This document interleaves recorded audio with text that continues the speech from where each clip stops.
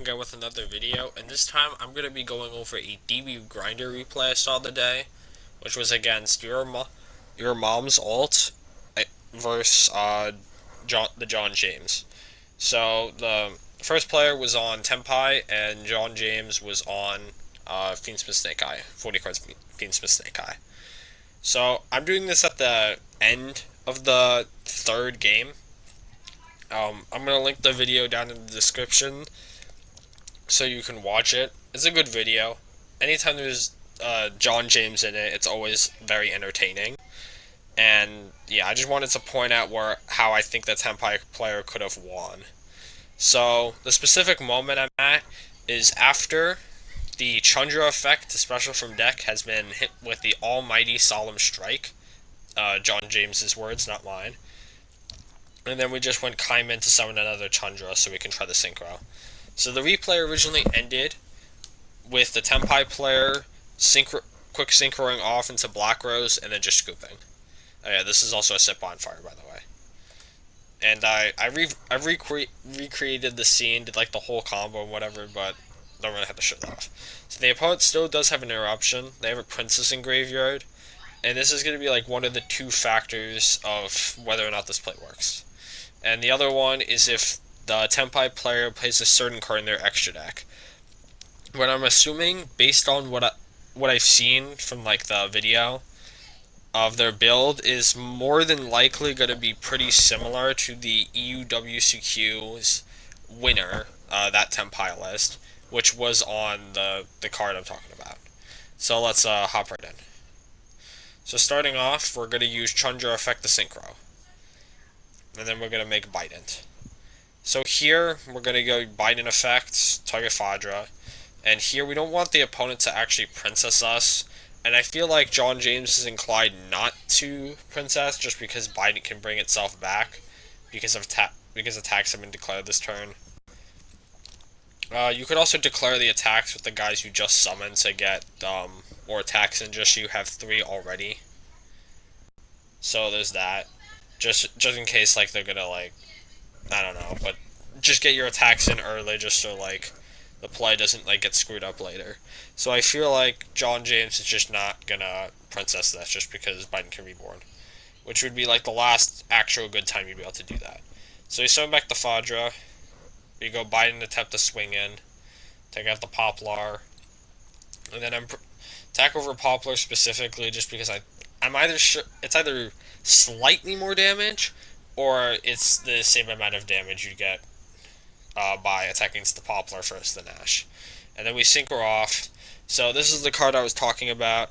So on synchro summon, banish all cards in the graveyards, and then it has another irrelevant part of the effect, but we're interested in also the secret effect as well. So when your opponent activates a card or effect that would destroy cards, quick effect. You contribute this card, negate the activation, and then you can special a Black Rose Dragon from your extra deck or graveyard.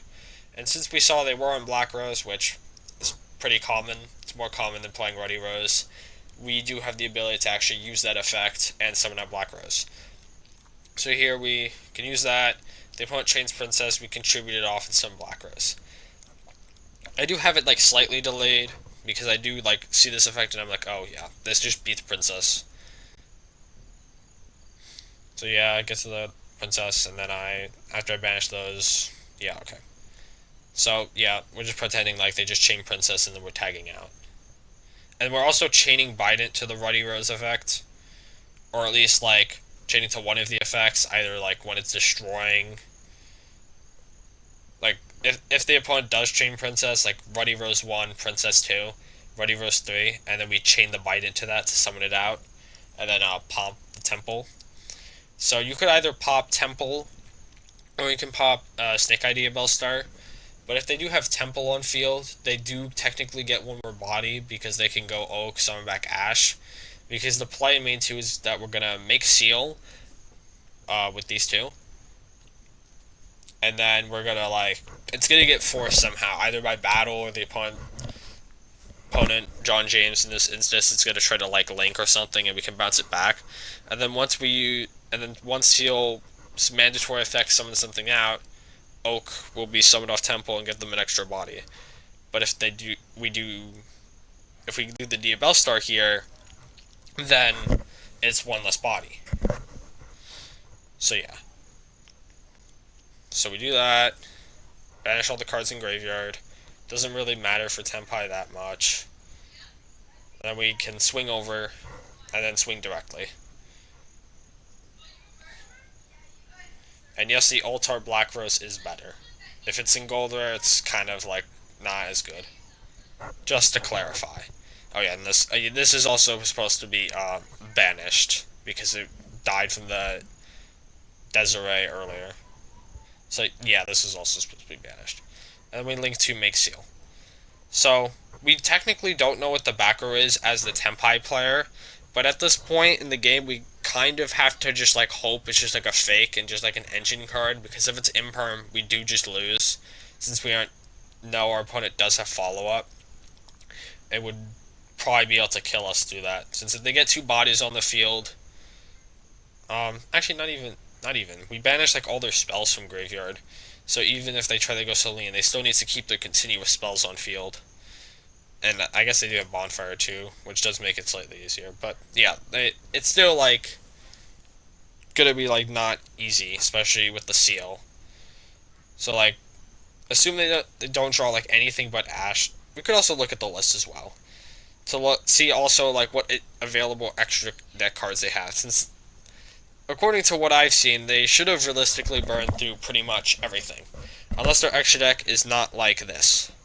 This is just like, this is the list I used. The side deck doesn't actually really matter. This extra deck seems to be standard. I don't know what card you'd actually not play in this. Anima, Phoenix, IPSP, stuff like that. And then main deck here, Ash is like the only card that really destroys you, but it only really destroys your follow-up. And it will be like the only thing that does.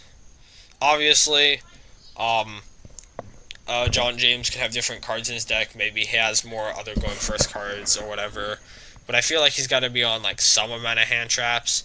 So from looking around here, he could have like drawn Imperm. But if we're going like Seal, tag out for Pydra, and start summoning, it's not going to matter.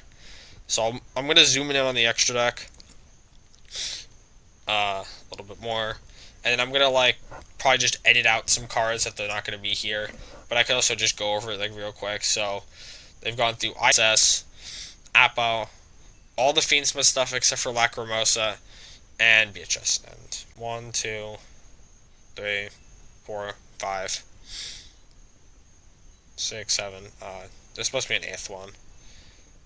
Well, Celine and Access Code are also here. So yeah, Access Code's also here. So that's like 8. So yeah.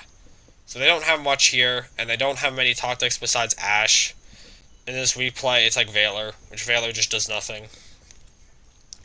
And they have like one of two lines they could do. They could either try to attack early, or try to like link, but they don't really have much. Since like they have Bonfire, yeah, like Bonfire for Ash, but Ash doesn't like do anything. Like, you're just searching another Ash, because if we look at the banishes, we banish both Poplars, Flame Birch, all 3 Fiendsmiths, because they fuse from hand, they summon one from deck with Requiem. Like, we've gotten rid of almost all their engine. There's also supposed to be, like, a Sequentia here as well.